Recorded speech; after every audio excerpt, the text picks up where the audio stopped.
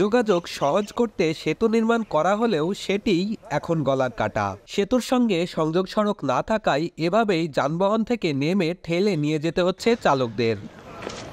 মেহেরপুর গাংনী উপজেলার সঙ্গে কুষ্টিয়ার যোগাযোগ সহজ করতে 2023 সালে মাথাভাঙা নদীর উপর নির্মাণ করা হয় পিএসসি গার্ডার ব্রিজ।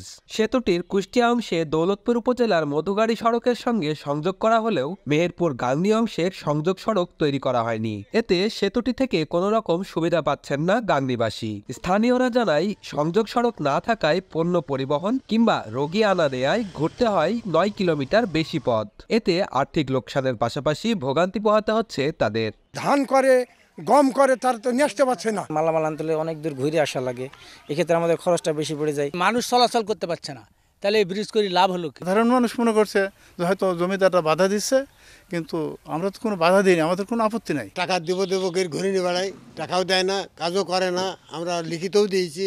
স্থানীয় সরকার প্রকৌশল বিভাগ জানায়, সংযোগ সড়কের জন্য স্থানীয়রা জমি দিতে রাজি না হওয়ায় রাস্তা নির্মাণ করা যায়নি। সম্প্রতি জমির মালিকরা সম্মতি দেওয়ায় নতুন করে প্রকল্প নেওয়া হয়েছে। মন্ত্রণালয় থেকে দ্রুতটা যে প্রয়োজনীয় অর্থ বরাদ্দ সেটি পেয়ে গেলে আমরা আবার নতুন করে দরপত্র আহ্বান করে ব্রিজের যে সংযোগ রাস্তাটি সেটি ঠিকাদারের মাধ্যমে দ্রুত নির্মাণ করে দিতে সক্ষম হব। সংযোগ সড়কটি তৈরি করতে 49 শতক জমি অধিগ্রহণ করবে সরকার।